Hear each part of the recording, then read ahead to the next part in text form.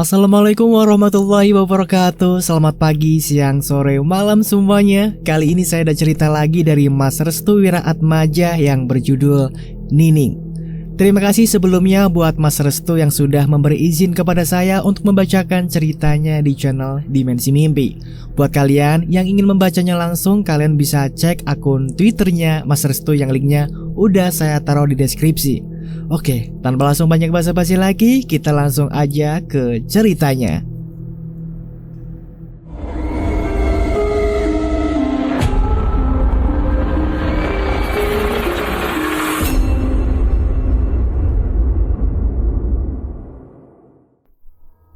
Awal kisah Nining.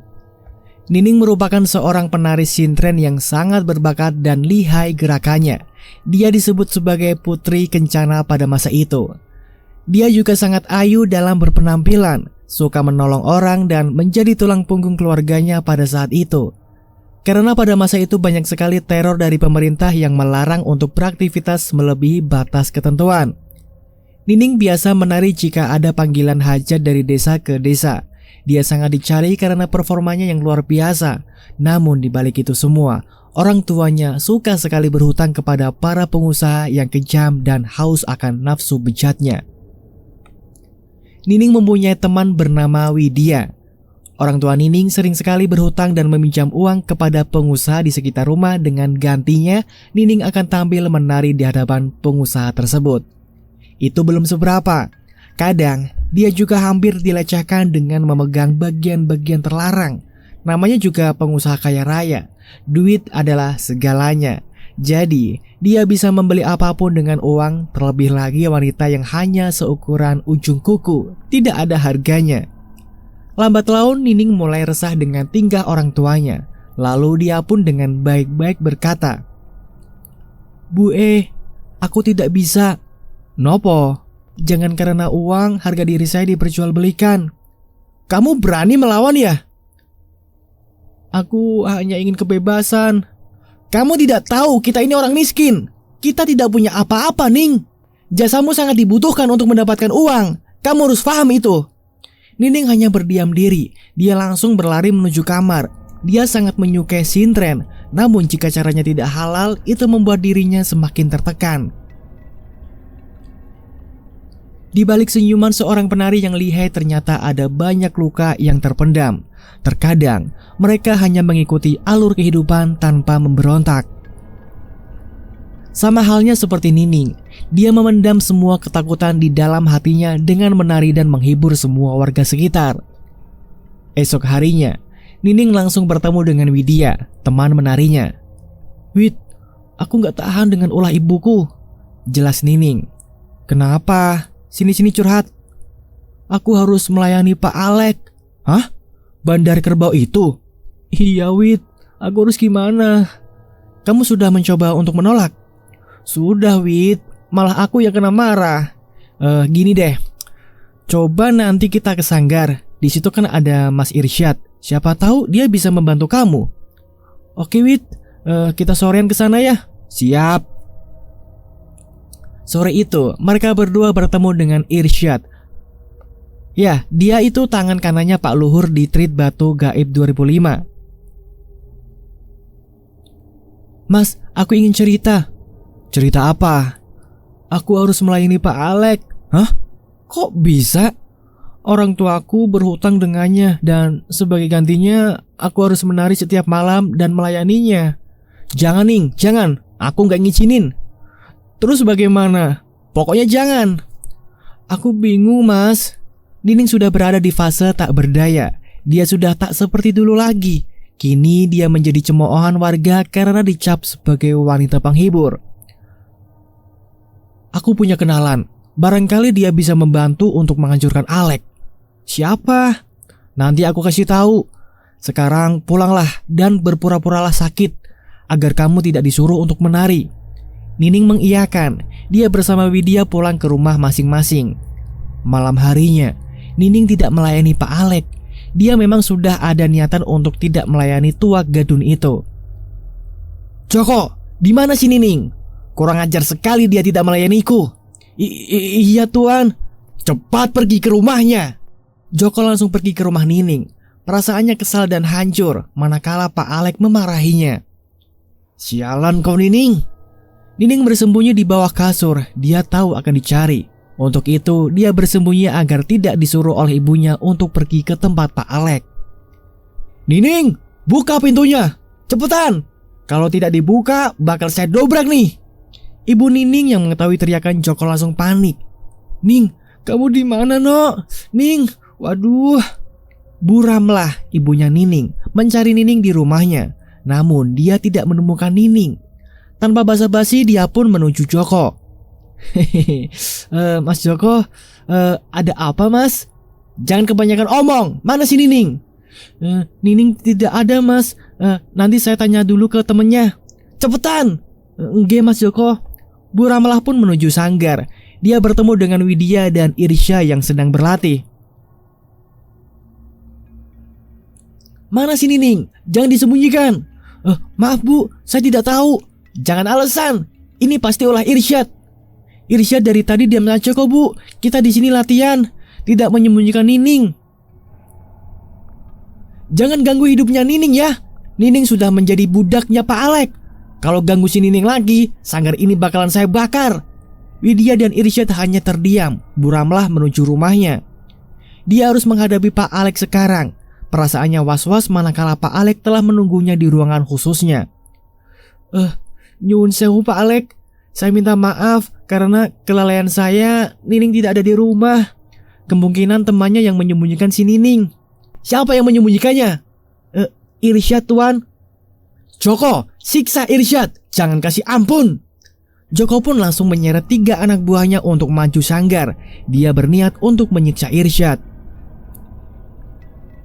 "Irsyad, sini kamu." "Maaf, ada apa?" "Jangan pura-pura tidak tahu, anjing." Irsyad diseret menuju sawah. Dirinya dicambuk hingga baju yang digunakan tersobek-sobek akibat pukulan cambuk yang amat keras. "Irsyad!" teriak Widya segera menghampiri. Dia pun memukuli salah satu suruhan Pak Alek dengan batu. Darahnya mengalir deras. "Perempuan bodoh!" teriak Joko. Dia pun langsung menjambak kepala Widya dan menjatuhkannya bersamaan dengan Irsyad. "Jangan sekali-kali ganggu Nining. Cih, kalian para bajingan akan mati di tanganku. Lihat saja." Joko hanya tersenyum sambil berbisik ke telinga Irsyad. "Orang bodoh itu ada 2. Satu orang yang tidak tahu kemampuannya dan kedua orang yang banyak omongnya." Irsyad hanya terdiam menatapi tubuh Joko yang besar. Dia tampak dendam dengan perbuatan semena-menanya. "Syad, sudah, jangan dilawan. Saya sudah tidak kuat menghadapi sendirinya." Mentang-mentang atasannya bos kerbau. "Syad, sudah, jangan diteruskan. Kita harus bersama-sama melindungi Nining." "Itu pasti." Widya membawa Irsyad menuju sanggar. Dia mengobati luka Irsyad. "Sepertinya hari ini banyak masalah. Jangan dibawa perasaan, dijalankan saja." Widya terus memberikan support kepada Irsyad untuk bersama-sama melindungi Nining. Joko kembali menuju tempat Pak Alek. Mukanya berbinar-binar dan sumringah. "Sepertinya ada yang lagi senang nih." "Senang lah bos, kan tugasnya saya pukulin orang. Dari tadi tah apa?" "Bagaimana keadaan Irsyadnya?" "Babak belur bos." "Ya sudah, lihatkan saja dulu. Suruh siapa melawan bos Alek." Keesokan harinya Nining pun menuju sanggar untuk menengok Widya dan Irsyad. Namun yang ditemuinya hanyalah Widya.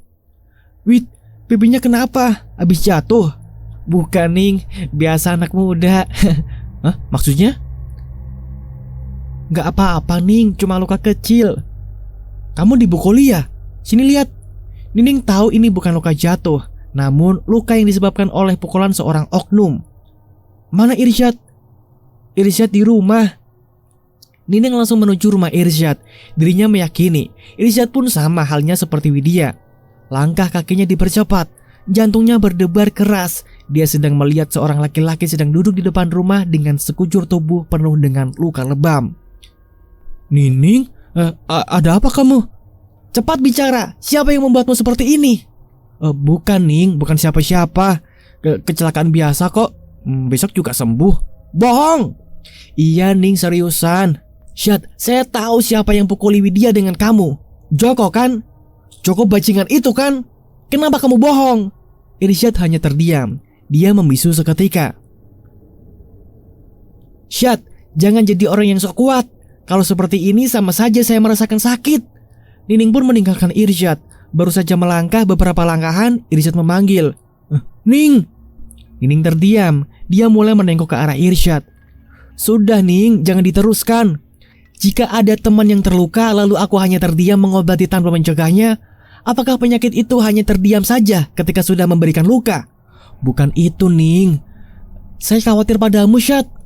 Nining tersenyum. Dia pun pergi menuju tempat Pak Alek dengan nyali yang sangat besar. Tangannya mengepal keras. Ingin rasanya dia meninju perutnya dan memburaikan seluruh organ tubuhnya dengan pisau dapur. "Ning, aku juga mengkhawatirkanmu." Nining dengan perasaan geram langsung menuju tempat Pak Alek. "Wih, ada Putri Kencana. Apa yang kau lakukan pada teman-temanku?" "Tentu saja penyiksaan karena telah menghalangi Putri Kencanaku." "Aku bukan pelayanmu, tua bangka." "Bicaralah yang sopan Putri Kencana. Hutangmu menumpuk tinggi. Tanpa jasamu, mungkin orang tuamu sudah kusiksa hari ini." Nining mulai menghela nafas.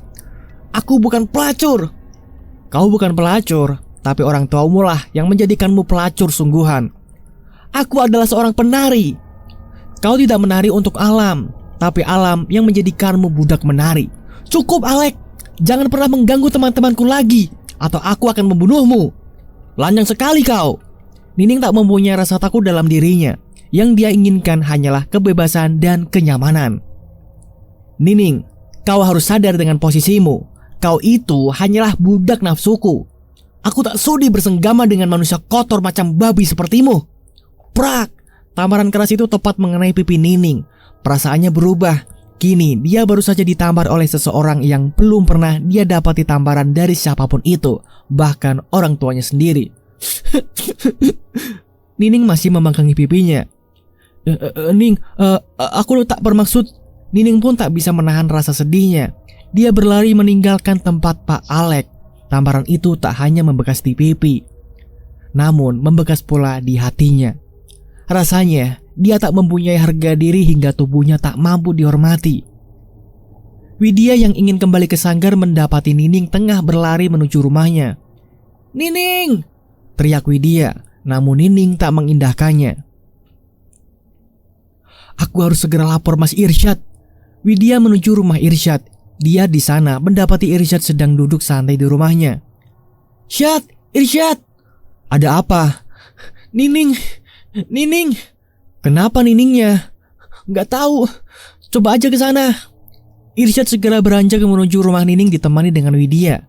Nining masih dalam keadaan trauma. Dirinya sangat membenci perbuatan yang dilakukan oleh Pak Alek terhadapnya. "Nining!" Widya dan Irsyad langsung menuju kamar.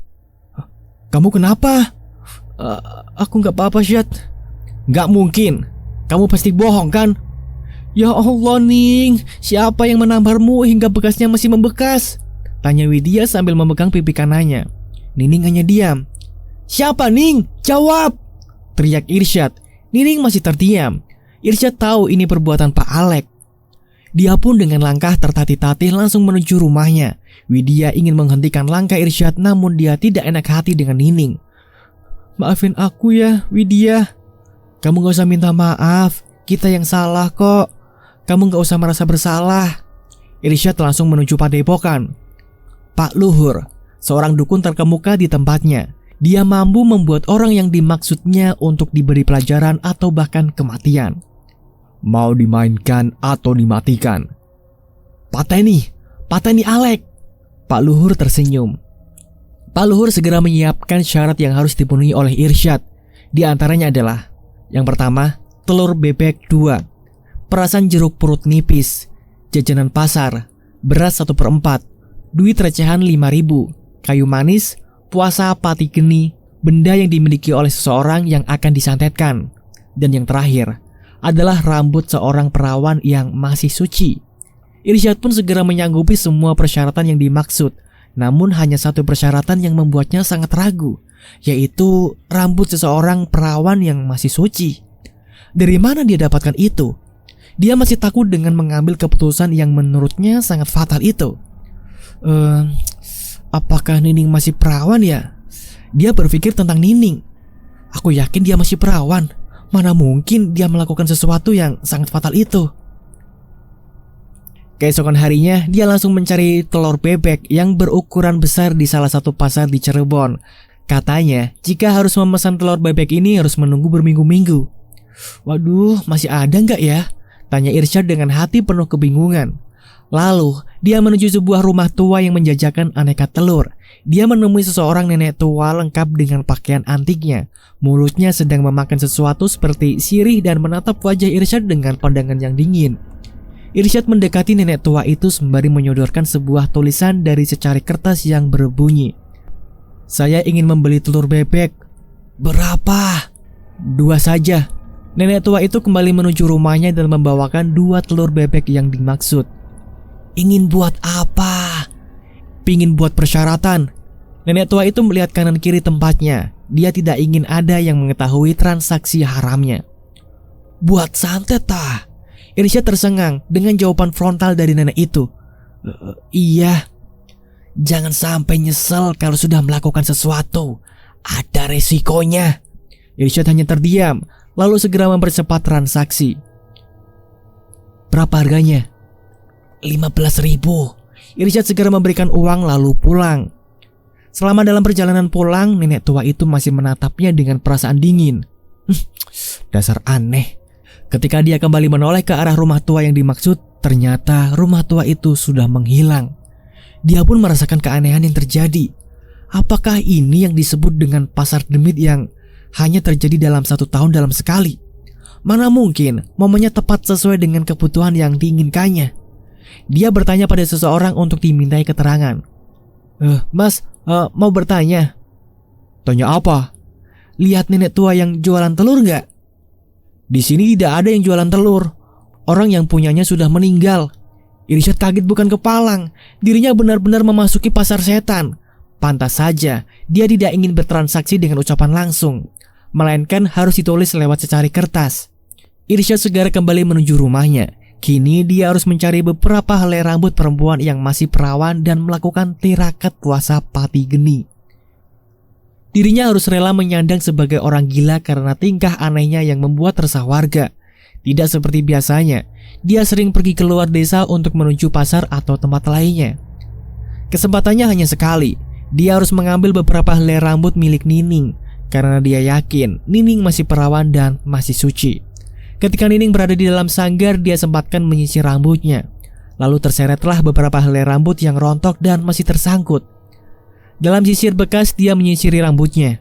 Setelah persyaratannya terpenuhi, tinggal tahap akhir, yaitu puasa padi geni. Tahap ini butuh kesabaran dan ketelatenan karena banyak sekali gangguan yang akan dihadapinya.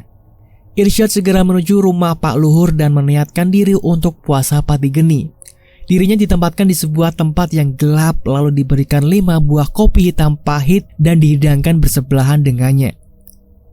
"Nanti jika ada yang datang, jangan dijawab, diamkan saja." Irsyad mengiyakan. Walaupun 1 hari untuk melakukan tirakat ini, namun godaan dan tantangannya sangat besar. Ketika tirakatnya dimulai, dia mengingat pesan yang harus dia pegang kuat-kuat. Jangan menjawab segala pertanyaan yang akan datang. Benar saja, hal itu terjadi. Ada 5 pertanyaan. Jika berhasil dia tahan dan tidak menjawab, maka kopi yang berada di dekatnya akan habis seketika. Pertanyaan itu benar-benar menggoyahkannya. Pertanyaan pertama, "Apa tujuanmu memanggil kami?" Irsyad tidak menjawab dan hanya diam sambil memejamkan matanya. Pertanyaan kedua, "Mengapa kau ingin menjadikan kami sebagai tuanmu?" Irsyad masih membungkam. Dia masih tenang dengan diamnya dan menjaga keselamatan untuk dirinya. Pertanyaan ketiga, "Apakah kamu yakin dengan risiko yang akan kamu hadapi nanti?" Irsyad mulai ragu. Ringikan tawa para lelembut mulai terdengar. Dirinya harus tenang agar cepat menyelesaikan tantangan ini. Pertanyaan keempat, "Bagaimana jika terjadi pertukaran jiwa dengan menunggangi kami sebagai alatmu?" Irsyad mulai tak bisa menahan diri. Dia seperti goyah pikiran dan hatinya untuk segera menghilang dari ruangan ini. Dan pertanyaan kelima, "Bagaimana dengan Nining kekasihmu? Jika dia yang akan kami tukarkan dengan kematian Pak Alek?" Suasana menjadi sunyi. Irsyad mulai mengucurkan keringat dingin. Tubuhnya gemetar, pikirannya kacau, hatinya mulai gegana. Apa jadinya jika pertanyaan itu dijawab? Terdengar tawaan bahagia para makhluk halus yang berada di sekitaran ruangan itu. Lembutnya nada dan menusuknya kata-kata yang dilontarkan membuat Irsyad merasa ketakutan. Nining akan mati. Nining akan mati. Nining akan mati. Hanya itu yang bisa mereka ucapkan ketika Irsyad berada dalam rasa ketakutan yang amat dalam. Dia takut ada sesuatu peristiwa yang terjadi pada diri Nining. Irsyad menghela nafas. Kamu tidak ingin menjawab pertanyaan yang terakhir? Bukankah kamu sudah menjawabnya dalam hati, tapi kamu takut mengungkapkannya dalam diri kamu? Kenapa kamu bersikap seperti sok kuat? Ucap makhluk itu. Irsyad mencoba menenangkan diri. Dia menggenggam kedua tangannya dan memulai meditasi. Ketenangan dan kenyamanan jiwa saat itu sangat dipertaruhkan. Jika tidak bisa tenang, maka akan gagal dan menyebabkan perbedaan siklus kejadian dari apa yang dikehendaki sebelumnya. Bagaimana jika kita memulai untuk bernegosiasi? Nining tidak akan mati, namun jiwa temanmu, Widya, yang akan aku ambil dan akan kujadikan sebagai permaisuri di tempatku. Mereka selalu menggoda, selalu mencari cara dan tidak menyerah. Inilah alasan jika kita harus kuat dari gangguan setan dan kawan-kawannya. Mereka itu punya prinsip untuk selalu menggoda dan terus menggoda hingga yang digoda berpaling dan mengikuti apa yang menjadi kehendaknya.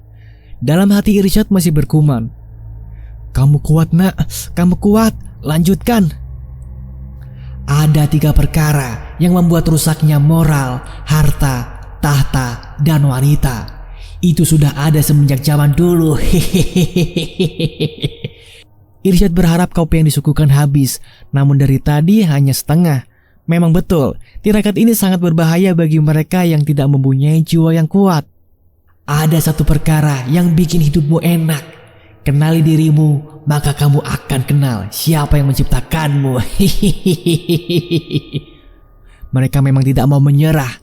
Mereka menggoda dengan hal-hal yang baik agar hati Irsyad terenyuh dan tersentuh. Biarpun hal itu menjerumuskannya kepada kejahatan. Itulah kejahatan yang berbalut kebaikan. Sudah dipraktekkan oleh bangsa mereka.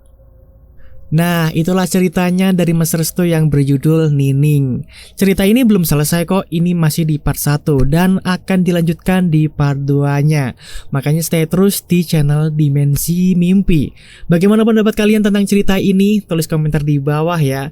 Terima kasih buat semuanya yang sudah mendengarkan cerita ini. Sekali lagi terima kasih juga buat Mas Restu Wiratmaja sebagai penulis dari cerita Nining ya. Kita akan lanjutkan di next video ya gitu. Buat kalian yang suka videonya, jangan lupa lah untuk klik like-nya, dan yang belum subscribe, monggo lah di subscribe dulu ya biar gak ketinggalan dari video-video berikutnya gitu. Dan kalian akan memahami isi ceritanya gitu ya. Oke, saya di sini undur diri. Sampai jumpa di cerita selanjutnya. Wassalamualaikum warahmatullahi wabarakatuh.